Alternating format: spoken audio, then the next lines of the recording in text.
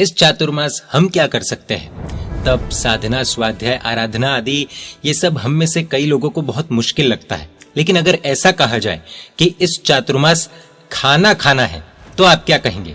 जी हाँ, पूरी बात जानने के लिए और समझने के लिए बने रहिए इस वीडियो के अंत तक। साधुनाम दर्शनम पुण्यम। साधु साध्वी जी भगवंतों के दर्शन मात्र से पुण्य का बंध होता है।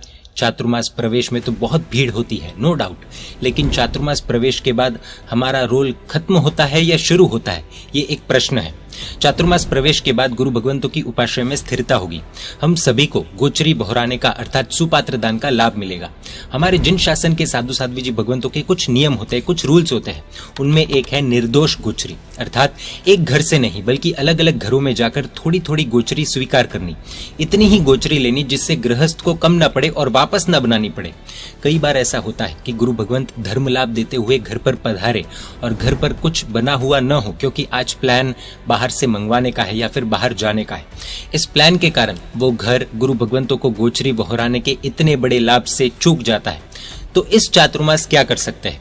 इस चातुर्मास ज्यादा कुछ न करते हुए ये कर सकते हैं कि हम खाना खाएंगे, अर्थात घर का खाना खाएंगे। वो भोजन जो जैन साधु साध्वी जी भगवंतों को भी चलता हो वही खाएंगे।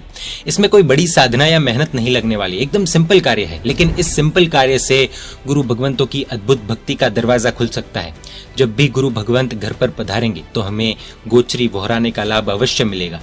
इस तरह से अनेकों चीजें की जा सकती है, जैसे कि पॉइंट नंबर 1, घर पर कोई भी पक्का पानी नहीं पीता हो तो कोई एक दो व्यक्ति जिनको अनुकूलता हो वो तो शुरू कर सकते हैं, जिससे फायदा ये होगा कि गुरु भगवंतों को आसानी से पक्का पानी मिल सकेगा। पॉइंट नंबर 2, हमारे भोजन करने की टाइमिंग्स में थोड़ा सा बदलाव कर सकते हैं, जैसे कि सुबह में 12 बजे भोजन करना और शाम में 5 से 6 बजे सूर्यास्त से पहले। गुरु भगवंतों को रूखा सूखा नहीं बल्कि ताजा बना हुआ आहार बहराने का लाभ मिलेगा। पॉइंट नंबर 3, हम चले पाठशाला के तहत बच्चों ने पाठशाला तो जाना शुरू कर ही दिया होगा। साथ ही साथ बच्चों को ये कह सकते हैं कि गुरु भगवंत को गोचरी की विनंती करके आना। पंचम काल के गुरु भगवंतों के सामने गोचरी की विनंती की लाइन लग जाए तो कैसा अद्भुत वातावरण पैदा होगा। पॉइंट नंबर 4, ऐसा कई बार हुआ है कि गुरु भगवंत 5 बजे गोचरी के लिए कम से कम 4 से 5 घर गए होंगे, लेकिन कहीं पर भी गोचरी न मिली हो। वो ये बातें किसी को कहेंगे नहीं क्योंकि वे तो निर्लेप होते हैं। लेकिन ऐसी सिचुएशन में हमारी जिम्मेदारी क्या, वो सोचने जैसा है। सिंपल सॉल्यूशंस है, हम यदि चाहे तो अपना सकते हैं।